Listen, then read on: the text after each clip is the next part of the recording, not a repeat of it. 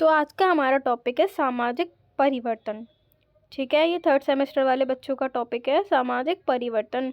अवधारणा सामाजिक परिवर्तन की अर्थ, प्रकृति, कारण, संरचना में परिवर्तन एवं संगठन का परिवर्तन।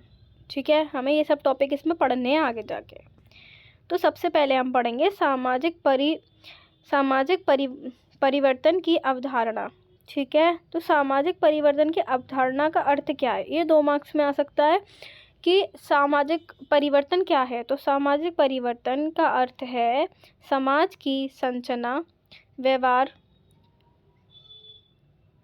संरचना, व्यवहार, मूल्य, संस्थाएं, संबंध और जीवन शैली में समय के साथ होने वाले परिवर्तन।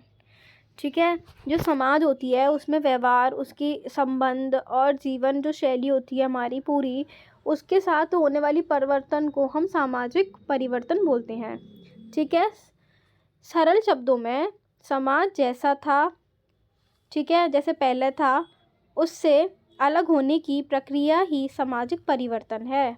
ठीक है, समाज में कुछ चेंज आया किसी भी कारण, तो वो हमारा सामाजिक परिवर्तन है। ठीक है, इसकी डेफिनेशन याद कर लेना, 2 मार्क्स में आ सकती है। और अगर एमसीक्यू आए तो फिर अच्छा ही होगा आपका, 20 मार्क्स के एमसीक्यू आए तो। ठीक है, उसके बाद सेकंड टॉपिक है हमारा सामाजिक परिवर्तन का अर्थ। ठीक है, सामाजिक परिवर्तन का अर्थ समाज में नई चीज़ों का आना, पुरानी रूढ़ियों को ख़त्म होना, व्यवहार, मान्यता, संस्कृति, तकनीक और सोच में बदलाव होना। यह परिवर्तन धीरे धीरे भी हो सकता है और अचानक भी। तो सामाजिक परिवर्तन के लिए मैं आपको क्या एग्जांपल दूँ, जैसे हमारे उसमें नई ट्रीटी आई, SIR फॉर्म, तो पूरा समाज हमारा हिल गया, ये एक नया बदलाव। ठीक है, अब जो हमारे फेक वोट चल रहे थे, है ना, अब हमारे नए वोट बनेंगे, तो क्या पुरानी रूढ़ियाँ जो हैं वो ख़त्म हो रही हैं। ठीक है, ख़त्म हुई। व्यवहार, मान्यता, संस्कृति चेंज हो जाती है, तकनीक आ रही है नई। ठीक है, तो हमारी पुरानी जो वो है रूढ़ियाँ वो ख़त्म हो रही हैं।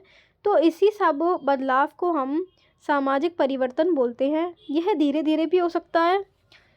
ठीक है, धीरे धीरे टेक्नोलॉजी आ रही है तो उसे धीरे धीरे बोलेंगे, और अचानक कोई हमारे PM ने या CM ने ट्रीटी निकाल दी तो वो अचानक भी हो जाती है। ठीक है, उसके बाद आती है सामाजिक परिवर्तन की प्रकृति। ठीक है, तो इसमें क्या है, सामाजिक परिवर्तन की मुख्य विशेषताएं।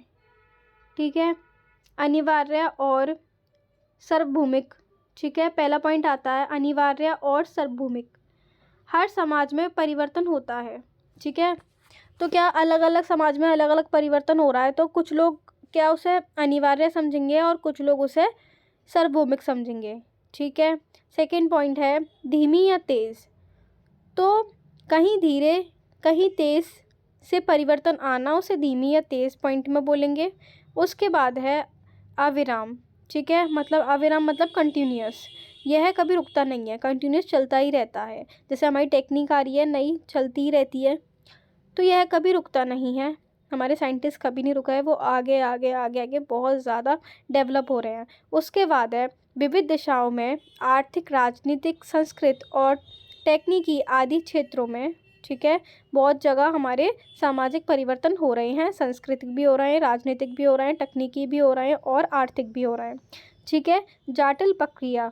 तो ये जटिल प्रक्रिया है, कई कारकों से मिलकर परिवर्तन होता है। उसके बाद है मूल्य तटस्थ परिवर्तन। तो मूल्य तटस्थ परिवर्तन क्या है, परिवर्तन अच्छा भी हो सकता है और बुरा भी।